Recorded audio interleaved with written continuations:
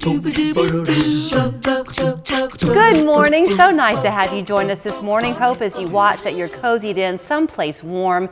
The winter weather, these dreary months ahead, can make you want to stay cozied in inside and stay nice and safe and tucked in. Charlotte Mabry is here with us this morning to kick off the show. She, of course, has the Charlotte Mabry Team in town, and she thought she'd talk a little bit about that cozying in your home in these winter months, because this is the time to kind of tackle some maintenance issues. It is. It's a good idea to think about that right now.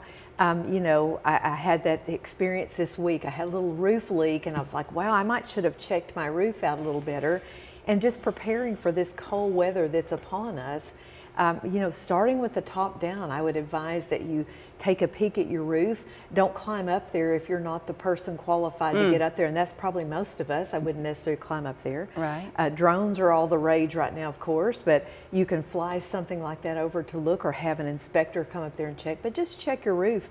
We've had a lot of hail damage this year and wind and all, so just to make sure you don't have those leaks. You mentioned that the roof leak that you had last January. We were sitting there on a very cold day, and all of a sudden it went silent in our house. Our heat had gone out, right? And it took us about a week to get the part in, so we lived frigidly. So good to check that out ahead of time. It's the old ounce of prevention being worth the pound of cure. For sure.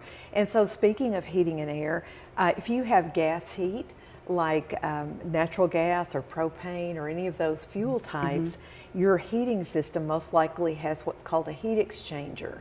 And under time pressures and over time as well, those can crack.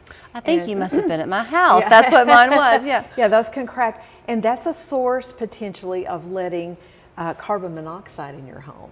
So it's always good to have a carbon monoxide detector in your home, particularly if you have gas heat.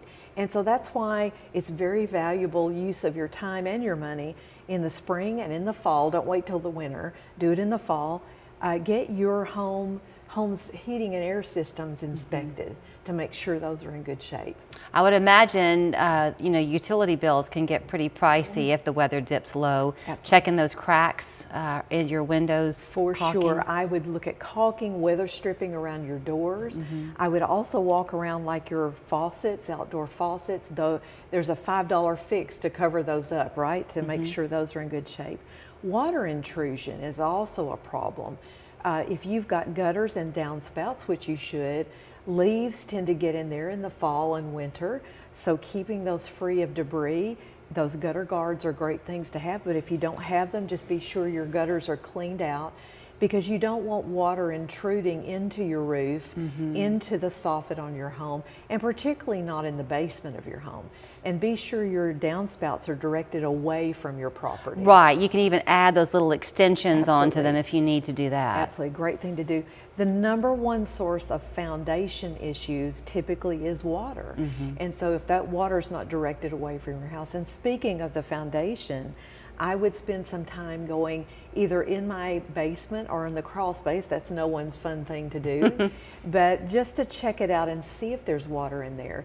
If you have an unfinished basement or even a finished basement and you notice crystallization on your walls, it looks like sugar or some sort of debris on your wall, that typically is a sign there's water intrusion there. And so it's a good chance that you need to call someone to get that checked out. So you mentioned earlier about the home inspectors. You don't have to be in the process of buying a home to hire a home inspector. And again, I'm not saying you necessarily need to do that all the time, but it's a great thing to be thinking about if you have a question. And if you see any of these signs, and it's back to how we started this conversation, you won't see the signs if you're not out there looking for them. Right. So you should get out and walk around, look around your home.